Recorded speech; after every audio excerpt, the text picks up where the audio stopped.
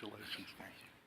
There'll be another opportunity to sing along to that song momentarily. But first, we'd like to thank the Governor's Office for having us here today. Any opportunity for Garth and I and anybody at RSL to tell our story. We're obviously very proud of what we've accomplished in 10 years.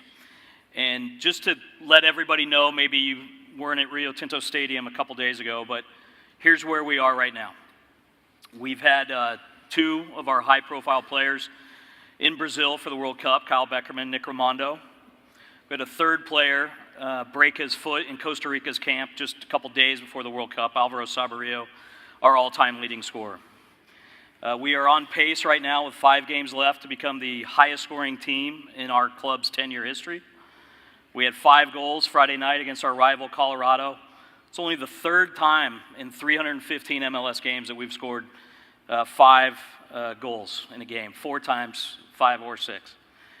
This Saturday in Vancouver, we have the opportunity to clinch our 7th consecutive playoff spot. And that's impressive because there was a time, probably half of the league's history, where 8 out of 10 teams made the playoffs. Next year, there'll be 21 teams. And we'll get into a little bit of our small market dynamics that'll maybe show you how impressive that is.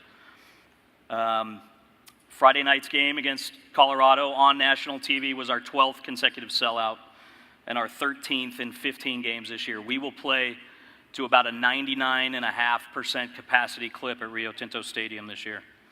Since Garth's first full season at the helm, 2008, our home record is 84 wins, 18 losses, and 22 ties. That's a 75% winning percentage. Everything we do business-wise, locally, nationally, internationally, hinges off of the success of that product. And because of that, despite being the smallest market in the league, the 33rd DMA, we are in the top 5 in all critical business metrics. So that's ticket revenue, sponsor revenue, merchandise sales, television ratings, etc. So you've got Toronto, Seattle, Los Angeles, New York, and Salt Lake. So what I want to have Garth get into for all of you is to tell us, how did we get here? Because it wasn't always like this. And the most rewarding, I think, aspect of our jobs is that we've built something very special over 10 years, but we still feel like we're scratching the surface. There's still an enormous pioneering spirit that drives us. And it was Dave Checkett's vision, it's Deloy Hansen's vision to take it forward, and we've got a lot of work still to do every day. So Garth, when you and Jason Christ took over in the middle of the 2007 season, we were still an expansion team. We were struggling to win games, to fill Rice Eccles. So talk a little bit about what you and Jason identified to try to turn everything around. Sure. I think one of the things that sports does that I think is applicable to folks like you guys that are building businesses, running businesses, overseeing enterprises, is that sports provides a purity of purpose. And when we started at the end of 2007, we had to get this purity of purpose. We had to create a winning culture. And in sports, it's really pretty simple. The purity of purpose is easy to achieve because you win or you're gone. And it doesn't matter in terms of your players, where they're from, what they look like, what they believe in, so long as they believe in the culture. And the culture that we came up with is that the team is the star. And we wanted to have a group that reflected not just our values, but the values of what we perceived as Salt Lake values, as Utah values. This is a smaller place that is used to punching above its weight, to maximizing its resources, and to interacting with the rest of the world. And so for those of you who might be somewhat familiar with our league, we're allowed 3 players that are called designated players. These are players that count outside the salary cap. You can pay them whatever you want. David Beckham is perhaps the most famous of these players that has played in our league. But we figured, let's not go after the David Beckhams. Let's find players that believe in this concept that the team is the star and will sublimate themselves as great players to the greater good, such that collectively we can be better than our individual parts. And we went out and we signed Javi Morales from the Spanish second division. We eventually signed Alvaro Saborio, who was without a club at that time, but had been most recently in the English second division. And then most recently we signed Sebastian Jaime, who was playing in Chile. So we've gotten players from all over the world, all of whom we believe share our values. And we believe that that's been the key to transforming our team. It's been the key to our consistency, and it's been the key to our success. We have not been able to spend, we chose not to spend money on a level of New York, LA, Seattle, big market teams, but we've had every bit of as much success as they have. We've played in 4 championship games. We've only won one of them, which is disappointing, but still 4 championship games in 7 years across a couple different competitions. So we're very proud of that, and we started with this purity of purpose. We acquired guys that believe that the team is the star, and we remade our team such that we had this collective effort. And through our success, we've eventually achieved individual recognition for some of our guys. As Trey alluded to, Kyle Beckerman starting 3 or 4 games for the United States in the World Cup in Brazil. Really the pinnacle of success for any soccer player. So Garth, when you're traveling the world and you've spent the better part of the last 8 years building an agent network, getting to know coaches, scouts, players all over the world, what do you tell them about this community? How do you sell the mountains, Rio Tinto Stadium? How do you get them to buy into our unique, the unique aspects that we bring into Major League Soccer? Sure. I would confess that before I took the job working for Real Salt Lake, I'd spent a grand total of 1 day in my life in the state of Utah. So I have some idea of what it's like to come here out of nowhere and having to really believe in something. When I started, we were coming to the last place team in the league. They finished last, they were currently in last place when I started. They'd finished last their inaugural year. The one glimmer of hope is that we had a stadium on the horizon, Rio Tinto Stadium, and we got to play in the absolutely stunning Rice-Eccles Stadium. I still think there's not a better view in the valley than from the fourth floor press box of that stadium. But we were able to build our own building and have that contribute to our own identity. But when we talk about how we sell Salt Lake, how we sell being part of the global community, it comes back to some easy things. Again, if you have this purity of purpose and you win and you're successful, people are going to want to join you. Alvaro Saborio, when we signed him in 2010, he joined us in part because you can show him some mountains and you can show him some pretty scenic vistas, and it did actually resemble Sion in Switzerland where he was playing at the time. But he really came because we were in Champions League. We had won the title in 2009. We were going to go compete in this tournament with all the best club teams from the North Pole to the Panama Canal. And if we won that, we got to go to the world stage to play against Barcelona. We wound up coming up 1 goal short to Monterrey, the Mexican champion. But we're still the only American team to have reached the final in that competition. But that's why Alvaro came, because we won, because we were consistent, and because he believed in this idea again that collectively we can succeed through this team as a star. How did the team become the star, Garth? I mean, when you and Jason went out, and Jeff Cassar, our current head coach, Andy Williams, to identify players, you guys found Americans that were playing abroad that wanted to come home. This team has been built almost exclusively on guys who needed a second chance somehow. So how do you explain that team is the star ethos and the thinking behind that the greater good is more effective than the sum of the parts? I think for us it became a choice of, I'd love to say that we chose this and we thought of it and it turned out exactly like we planned, but the reality is that some of the team as a star stuff is necessity. Again, when you decide that you're not going to spend money on big name star players, you have to build otherwise. And so we had to acquire, as I said, a certain type of player, but then we also had to make a strategic decision to invest in our youth academy. So when we did that, our goal then is to create players, build them up within the RSL system such that when they become professional soccer players, they're ready to contribute to the first team. And so rather than go into a foreign country, buying expensive finished products, we're going to develop our own products from within. We're going to develop our own workforce, and we're going to try to promote from within. We just signed our first player from the state of Utah, but Sebastian Saucedo, but we have recruited from all over the country to bring kids to our residency academy in Casa Grande, Arizona, which is just outside of Phoenix. And so we spent a bunch of money on that, and we continue to invest in that. But we think over time that's still going to be much, much cheaper than one-off purchases of large assets from abroad. We did a little bit of that at first, but we think the long-term strategy in support of our idea that the team is a star is to create these young players, these young American players, as the core and the basis for our organization going forward, who have been infused with this idea from potentially 14 years old on as they come up through our system. So you alluded to our CONCACAF run a couple years ago. I think one of the great highlights of us going down to Monterrey for the first leg was the delegation from the governor's office and the trade commission. I vividly remember our owner, Deloy Hansen, essentially giving an impromptu press conference in the Monterrey airport in Spanish about all the great things about Utah. And it was truly a non-sporting experience as much as it was a sporting experience.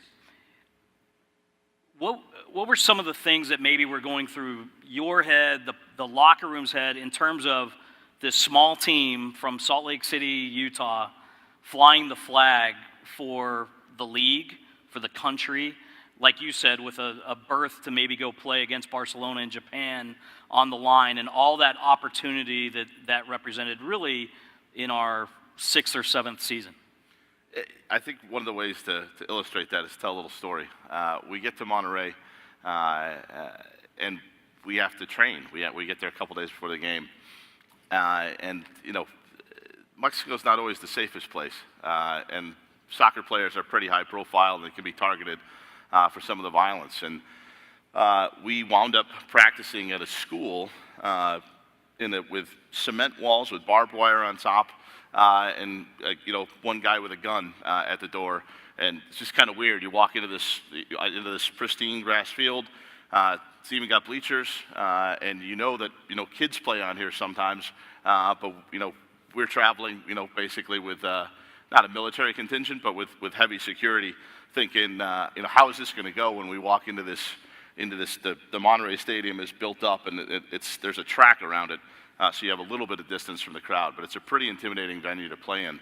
And it's just this surreal experience of you're traveling and you realize, you're not home anymore. You're in this foreign country, in this foreign environment, and you have to win. Yeah, again, it's the purity of purpose. You have to go there. You have to do your job, and you got to be comfortable. However you get there. So you go there and you train and you have this kind of surreal experience, and you go back to the hotel and you have the same meetings you do in Utah, and you have the same get-togethers with the team, and you try to make everything as routinized and as normal as possible, such that you prepare yourself mentally to go out there and win. During that CONCACAF experience, we had a writer, Grant Wall from Sports Illustrated, considered the foremost American media member from a soccer authoritative standpoint. One of his biggest takeaways from being embedded with our team during that time was that our locker room was not divided by cliques the way many previously successful groups had been. So I think if you can elaborate on how two of our most high-profile players, in Kyle Beckerman and Javier Morales, early on broke down that kind of, plague from the history of MLS. Sure. And this, I think this may occur in other businesses, but in our league, in our sport, you have a lot of folks that speak Spanish and a lot of folks that speak English. And you got to figure out a way to bring them together culturally such that they're all on the same page. And when we signed Javier Morales in 2007, he spoke a couple words of English, and Kyle Beckerman, our captain, spoke a couple words of Spanish. And through the genius of Trey Fitz-Gerald, we created a little skit show called literally the Javi and Kyle Show. And we do these little 1 or 2 minute vignettes with them just kind of, ripping on life, observing things around the stadium. Kyle in broken Spanish with with English subtitles, and Javi in his broken English with English subtitles. And we had a little bit of fun with it, and both those guys are pretty laid back about it, and weren't embarrassed about the imperfections in their language. And we really used it as a foundation in the locker room to say, look, we're not so different.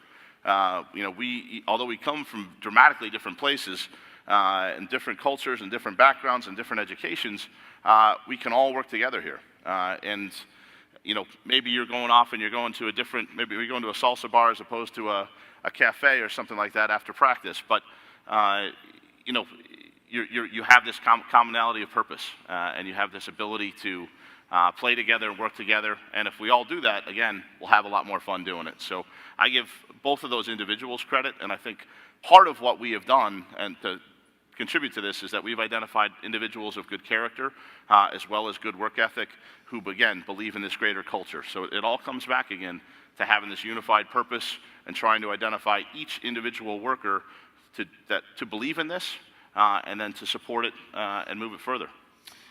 Staying with Javier, because he's obviously a special individual, a special player in our locker room. And when he came here, he literally didn't speak the language. He had we did not have the infrastructure in our club then to help him adjust to new life, everything off the field on top of him trying to learn a coach's system and earn minutes and starting bursts and all that. So fast forward to 7 years now. In the last, 30 days, Sebastian Jaime, a new player from Argentina by way of Chile, has come here, and Javier has taken a very active role to help him in a way adjust to our community in a way that he did not have available to him. Can you talk just a little bit about that dynamic? Sure. It's one of those things. There's a book called Soccernomics, and its premise examines a lot of the data around soccer, but it also talks about readjustments, and it compares it to CEO relocations. People running companies when they go abroad and all the support resources that they might have, and the fact that soccer players often don't get any of those. And if you think about soccer players as compared to CEOs, these are folks that tend to be much less educated and have, oftentimes a lot less support around them than a CEO who might be able to bring his family over, might be in a different socioeconomic class, depending on the quality. So there's all these things, and we need to pay attention to them if we want our players to succeed, just as companies pay attention to them if they want their execs to succeed. So real quickly, I do have fun travel stories. We do fun things sometimes.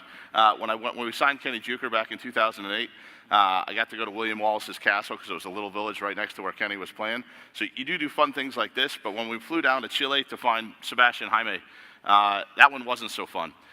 For those of you who have done this flight, you're familiar, but the best way to get down there is you fly through Atlanta, you get down to Santiago, it takes about 15 hours, you go all night, you get in, customs in Santiago's usually a nightmare, it takes a couple hours, and then if you land, if you take off the day before games start, in my case, I landed, got to the hotel, slept for 1 hour, and then started watching soccer games. So one of those soccer games featured Sebastian Jaime. He did really well, and we were able to bring him back to the hotel after the game and meet with him. And his was a particularly interesting case because his girlfriend was pregnant with twins. And the day before we met with Sebastian, she had complications and had to go to the hospital, and we nearly lost the whole deal because it would have been a case where she wouldn't have been able to travel. Fortunately, she recovered her health, and long story short, we were able to get her on a plane and fly the whole family here before she delivered and have the family together such that he had a chance to succeed and relocate. But when we were going through this, we knew we had this player, we knew we had this character, and he fit everything, but we still had to get the family thing right. We had to figure out how can we fly this woman who's pregnant and get her the proper medical care. Again, in a culture, she's 22 years old, she's not been outside of Argentina or Chile in her life, doesn't speak English. How can we make her comfortable? How can we get her to buy into this incredible transition? Because if she doesn't do it, if she doesn't believe in it, for all those parents out there, bringing twins in the world is hard enough. Bringing any child into the world is hard enough without moving countries and not speaking the language and not being able to communicate with your doctors potentially. So we've invested an enormous amount of resources in trying to make them comfortable. Setting up an apartment ahead of time, getting a car ahead of time, but just the minutia of changing countries, setting up bank accounts, getting social security numbers, things like that that are really, really granular detail stuff. But we found we had to immerse ourselves in those things because that was the only chance for Sebastian to be able to succeed on the field. And it came up, and Sebastian got his first start last week. The day before, he was absolutely horrible in practice. And we were like, oh, goodness. He's trained with us a couple times. He's gotten used to the altitude. It's coming along now. And he was horrible. He could not kick a ball straight. We sat down with him, Sebastian, what's going on? The babies had been born about a week earlier. And he said, well, my little boy, he cried all night, and I slept 1 hour last night. Well, I said, okay, understand, and that's probably going to happen again. But when that happens the night before a game, mom, and they're fortunate enough to have his now wife's mother with them as well. They have to take him for the night before the game. You have to sleep. You can't come back here and not sleep before the game. And so we convinced him that sleep, you could still support your family and you could still sleep at least one night a week at the same time. And so he did that and played a hand in all 5 goals that we scored last weekend. So success there, but again, you're dealing with these cultural issues where he felt he could not leave his wife, because she needed the support, because she had done all these things for him, switching countries, going to see a new doctor, and he felt really, really obligated to her. And so it's this complex negotiation sometimes, but you really got to get into it, and you got to have guys that believe in the culture again if you're going to succeed. Just a couple more minutes, Garth. So along with that, and I think this translates from any locker room or our locker room probably into any boardroom. But how do you communicate kind of that cross culture? I guess the tenets that you believe in that hopefully result in a cross-cultural, teamwork-oriented success. How do you make sure that everybody in the locker room or on the management team or in our case, our fan base, because they're obviously a very active part of everything we do. How do you get everybody on the same page? How do you communicate priorities and what we simply believe in? Sure, and I think that's a real basic principle. In general, I would say that we empower our folks and we hold them accountable. We ask our players' opinions, and then we hold them accountable to the decisions we make based on those opinions. And that's a concept I got before I did this. I played in the league for a couple of years, went to law school, worked at a company called Latham & Watkins in Washington, D.C. And that was the ethos of my law firm. When I was interviewing for this job, I got called into the managing partner's office. And I thought, oh no, my hours are down a little bit. I've only done 100 hours this week because of the glamorous lifestyle that any big law firm employs. You're in trouble when living the dream constitutes sleeping in your office on the floor. But hard to believe I would leave something like that, I know, to go run a sports team. So I get called in the managing partner's office, and he says, I think I'm in trouble. I might even be getting fired. And he says, look, what are you doing with this Salt Lake thing? And I said, well, they want me to be their general manager. He's like, well, what do you mean, like their in-house counsel? I'm like, no, like general manager. And he's like, run the soccer team? I'm like, yeah, like the whole thing. And he's like, that's really cool. I'm like, all right, this is going better than expected.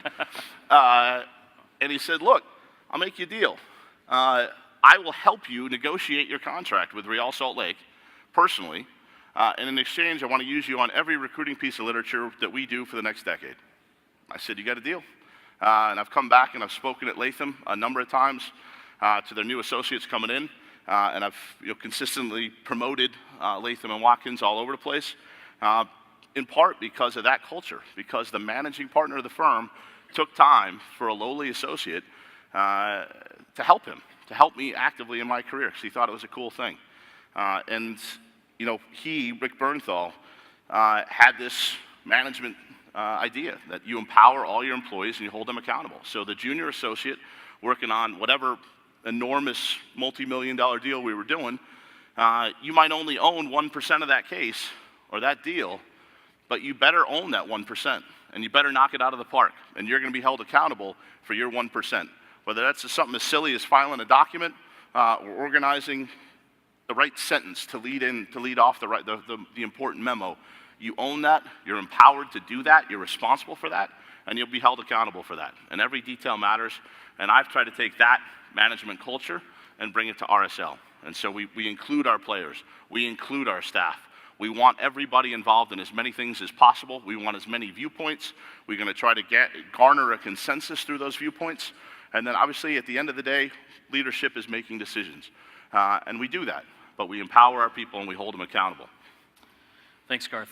All right, we're going to close out. I want you to please watch the Believe video again and think about some of the diversity and inclusiveness and empowerment, and basically our ethos in everything we do is that the team is the star, and our fans are part of our family, part of our team, and hopefully you guys have fun today. Thank you again to the governor's office for including us today, and we ask that you all, in everything you do, just continue to believe.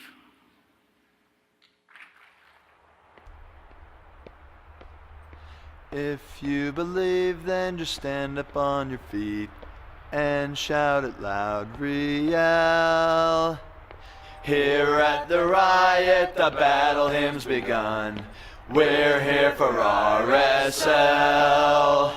So if you believe, then just stand up on